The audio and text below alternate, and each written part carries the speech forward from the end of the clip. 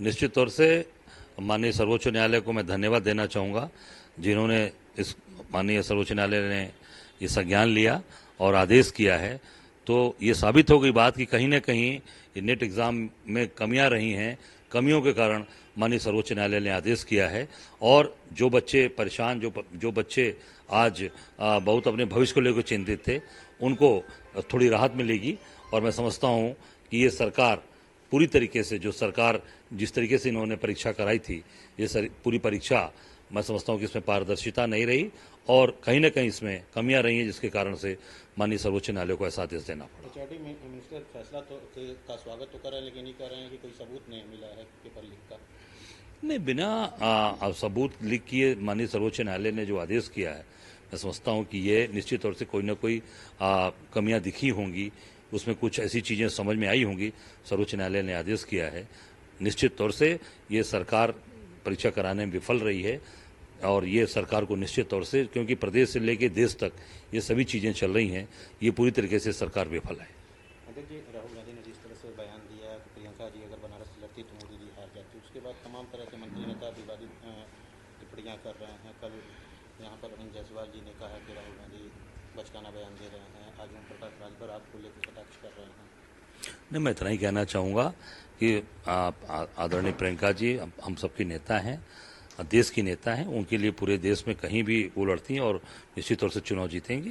वो बनारस भी उसका पार्ट है और पूरे देश के लोग उनको चाहते हैं, पूरे देश के लोग उनको पसंद करते हैं। मोदी जी 18 को आ रहे हैं किसानों को, तो निश्चित तौर से जो किसान, मैं तो ये कहना चाहूँगा, जो किसानों से मिलना चाहते हैं वो सरकार के द्वारा चयनित केवल किसानों से न मिलें।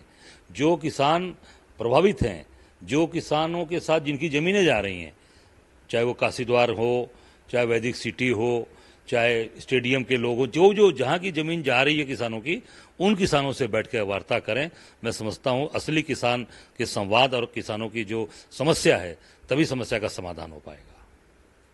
निश्चित तौर से माननीय सर्वोच्च न्यायालय को मैं धन्यवाद देना चाहूँगा, जिन्होंने इस माननीय सर्वोच्च न्यायालय ने ये संज्ञान लिया और आदेश किया है।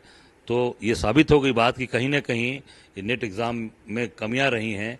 कमियों के कारण माननीय सर्वोच्च न्यायालय ने आदेश किया है और जो बच्चे परेशान, जो बच्चे आज बहुत अपने भविष्य को लेकर चिंतित थे, उनको थोड़ी राहत मिलेगी।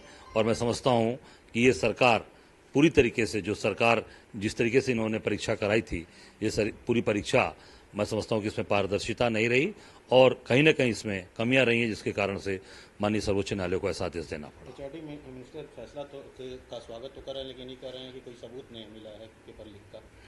नहीं, बिना सबूत लीक किए माननीय सर्वोच्च न्यायालय ने जो आदेश किया है, मैं समझता हूँ कि ये निश्चित तौर से कोई ना कोई कमियां दिखी होंगी, उसमें कुछ ऐसी चीज़ें समझ में आई होंगी। सर्वोच्च न्यायालय ने आदेश किया है। निश्चित तौर से ये सरकार परीक्षा कराने में विफल रही है और ये सरकार को निश्चित तौर से, क्योंकि प्रदेश से लेकर देश तक ये सभी चीज़ें चल रही हैं, ये पूरी तरीके से सरकार विफल है। अध्यक्ष जी, राहुल गांधी ने जिस तरह से बयान दिया कि प्रियंका जी अगर बनारस से लड़ती तो मोदी जी हार जाते, उसके बाद तमाम तरह से मंत्री नेता विवादित टिप्पणियाँ कर रहे हैं। कल यहाँ पर अरविंद जायसवाल जी ने कहा कि राहुल गांधी बचकाना बयान दे रहे हैं। आज ओम प्रकाश राजभर आपको लेकर कटाक्ष कर रहे हैं। नहीं, मैं इतना ही कहना चाहूँगा कि आदरणीय प्रियंका जी हम सबकी नेता हैं, देश की नेता हैं। उनके लिए पूरे देश में कहीं भी वो लड़ती हैं और निश्चित तौर से चुनाव जीतेंगी। वो बनारस भी उसका पार्ट है और पूरे देश के लोग उनको चाहते हैं, पूरे देश के लोग उनको पसंद करते हैं। मोदी जी 18 को आ रहे हैं किसानों को, तो निश्चित तौर से जो किसान, मैं तो ये कहना चाहूँगा, जो किसानों से मिलना चाहते हैं वो सरकार के द्वारा चयनित केवल किसानों से न मिलें। जो किसान प्रभावित हैं, जो किसानों के साथ जिनकी ज़मीनें जा रही हैं, चाहे वो काशीद्वार हो, चाहे वैदिक सिटी हो, चाहे स्टेडियम के लोग हो, जो जहाँ की ज़मीन जा रही है किसानों की, उन किसानों से बैठ कर वार्ता करें। मैं समझता हूँ असली किसान के संवाद और किसानों की जो समस्या है, तभी समस्या का समाधान हो पाएगा।